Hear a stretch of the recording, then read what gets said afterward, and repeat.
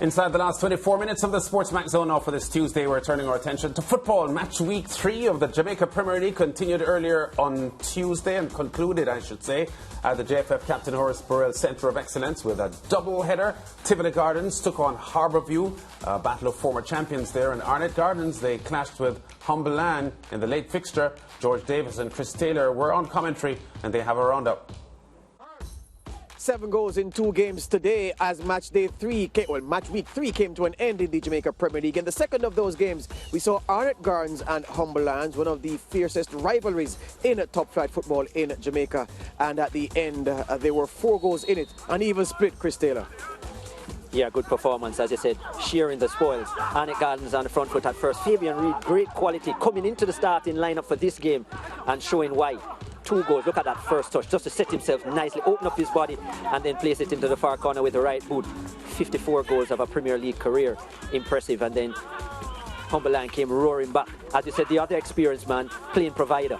Yeah, Vishnu Harris with the assist. Dallas's shot was scuffed, but it still beat William Price, and Dallas getting through the double somersaults for the celebration. Then, this moment, Gregory Lewis, his arm in the way, said Crystal Sober. She was right there, was certain about the penalty award, and Fabian Reid made no mistake. Yeah, great stutter step, just to freeze Taylor and then place it into the far triangle. There was no way Taylor was going to get across. 55 of the career for Fabian Reid and a double on the day. Kevin Reid, this long ball launched upfield.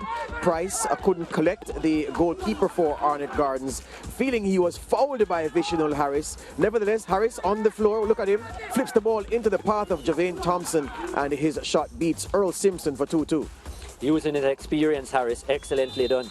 And as I said, keeping his eye on the ball, that is why I think he won the call. There was no call because he wasn't actually looking at the goalkeeper. And then that pass, excellent as well. And the goal, of course, for Javane Thompson. So, important point yet again for Humbeland. Yeah, and Price at the end had a problem with the call by referee Sobers on the penalty. Are you agreeing with him, or are you sticking with the referee in saying that that was a penalty? I was saying good experience by Harris. I think what went for him is that he kept his eye on the ball right throughout. I think going into the brain of Harris, he knew that he was going to back into the goalkeeper. And had there been a call, I don't think he could have disagreed. But again, that's why it's important to come with experience to this forum, and he used it to the best of his knowledge, and it worked for him. Yeah, this Premier League is the young man's league, and there was a young man's showcase in the first game. Tivoli Gardens played Harbourview, and there were 3 goals in it, you know. Harbourview without 2 of their top attacking players, Trayvon Reid and Okasa Chung, both missing. But what they had out there certainly produced the goods. Staple with a deflected free kick early to open the scoring. Excellent strike, was on target, and then the deflection, no chance for Clark towards his left. I think that's the power from Staple's strike, really continuing to take it past Clark. Tamara Lewis, handball call. Horatio Morgan, who was booked for that. Then the Lewis from 12 yards couldn't beat the goalkeeper, Nicholas Clark. Just not strong enough, showed him where he was going as well, and Clark, a quality goalkeeper, getting there and sorting effort. And then this brilliant goal to the far post. Look at that with the outside of the boot. Excellent strike. And wow, what a way to get back into it. And then Tariq Zimenez, the JC schoolboy, 17 years old, left to take charge of this free kick. And oh, how did he take charge of it? We spoke about the skill of his instep strikes and certainly using it. I don't think the wall was well organized by Clark and he exposed himself, but Zimenez took full use of it. All right, the attacking zones, the PRO graphics will show you that Harbourview, based on where they're attacking, Chris, a lot of their best work down the middle. Yeah, down the middle as well, and of course that strike would be helping with, but sharing it with the right hand side, and as you said, really bearing fruit. Their first 3 points of the season, and an important win for them.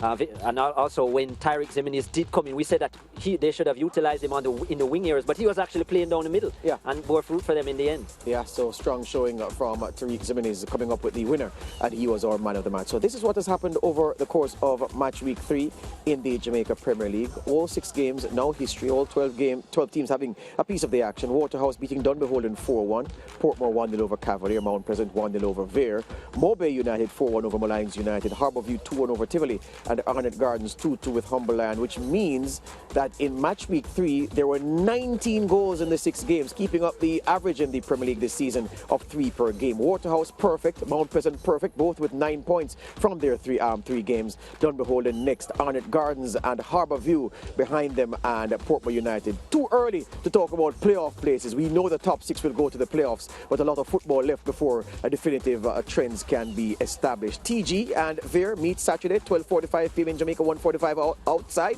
Jamaica on SportsMax. On Saturday, the JPL. Then it will be Harbourview and Arnott Gardens, 4:15 p.m. outside Jamaica on Saturday.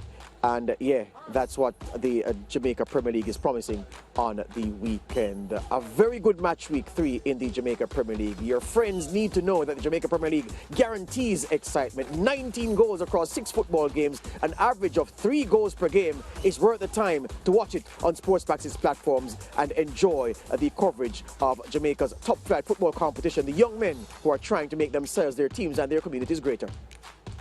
And of course, Harbourview Lions would walk away feeling a bit happy. They got their first win of the Jamaica Premier League season today. And Humber Lion still disenchanted because they haven't gotten a win so far.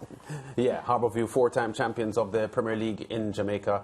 And some great news for them today as well, because Akwasa Chung, their 20-year-old striker, who is a former Jamaica College student, signed a contract with a Danish club, Esbjerg, on Monday evening. So he'll be going off to play his football in Denmark. So that's a great opportunity for him. He was joint leading goal scorer in the Jamaica Premier League last year with Shaquille Bradford from Waterhouse and Jordan Fletcher from Mount Pleasant. So Harbourview traditionally finds a way to get good opportunities for some of their young players with overseas professional contracts. Akwasa Chung, the latest beneficiary, and we wish him all the best. Definitely, and you know, it just reiterates the fact that the Jamaica Premier League, the work that they've been doing and the quality that they continue to produce season after season. Well, we're continuing talking football. Round 16 of the CONMEBOL South American World Cup Qualifiers got on the way on Tuesday, with 8th place Bolivia battling 7th place Chile at the Estadio Hernando Siles in La Paz. Both teams needing a win to climb up the table. Let's take a look. Chile, they were able to overcome Bolivia 3-2 in that match. We have the highlights? All right, no, we don't have that quite yet, but we do have Brent Sancho with us. He's our football correspondent. Brent, welcome. Chile getting a win over Bolivia 3-2. Hello, good night. Of course, a massive result for Chile. Played without, of course, Arturo Vidal. And look, this is as tight as you get. Of course, Mariah, you're coming down to the end of World Cup qualifying in South America. There's about 4 to 5 teams with a chance to get in to the big dance. So as you would expect, it is that time where teams are starting to scrap and battle, and that's what Chile did against Bolivia. A terrific result, seeing them march up the table now, putting, of course, pressure on the likes of Uruguay, Colombia, and, of course, Peru. Yeah, and what did you see? Did you see any notable improvements from the Chile team that was beaten by Argentina in the last match? I saw a team that's desperate, to be honest with you. I saw a team that understands that they need to get results. It's very typical of what you see in South American football. A lot of the teams not starting particularly well within the CONMEBOL, but now this is what we call the money time. This is where teams qualify. This is where teams don't qualify. And it's one of those stories where when you look at the type of teams, the pedigree within there, you have to figure, Mariah, that one of those big teams may not make it. Chile today, a team that I thought was out of it back end of last year, weren't doing particularly well. And they come out and they pull this result, particularly after the bad result they had in their last outing. But I think this one here is going to give them every bit of optimism in moving forward. Yeah, I was looking at their scoring performances, Brent, and only Ecuador, Argentina and Brazil have scored more goals than the Chileans, even though they're in 5th place at the moment. But how good was the 33-year-old today? Alexis Sanchez, the former Barcelona, Arsenal and Manchester United man at 33 years old, getting 2 goals and would obviously be the man of the match because he's the reason why they won. You know, when he was with Manchester United, there was this belief that he saves his energy to play for Chile. And despite the fact that he's been doing okay with Inter Milan, he had a terrific game today, Lance. And at the end of the day, what Chile is doing is relying on their players that can bring results for them. Today, it was Sanchez, a terrific result. Look, when you looked at where Chile was in the table before this match was played, and of course Bolivia having some impressive results, you would have to suggest that this is a massive, massive win for the Chileans. As I said, lads, I really didn't give them much of a chance. I believe that the likes, of course, Peru and Uruguay and Colombia were better suited to qualify.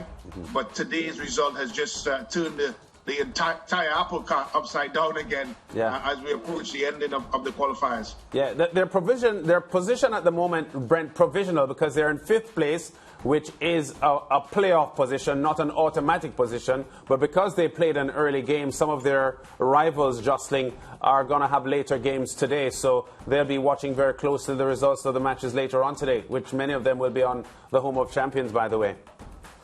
Yes, look, as I said, it's extremely exciting. When you look at that Colombia-Argentina matchup, Lance, that's the one for me. I think Colombia, a team that we saw, of course, in the Copa America, doing quite well. But again, their problem has been they haven't been able to put the ball into the back of the net, despite the fact that they've defended quite well.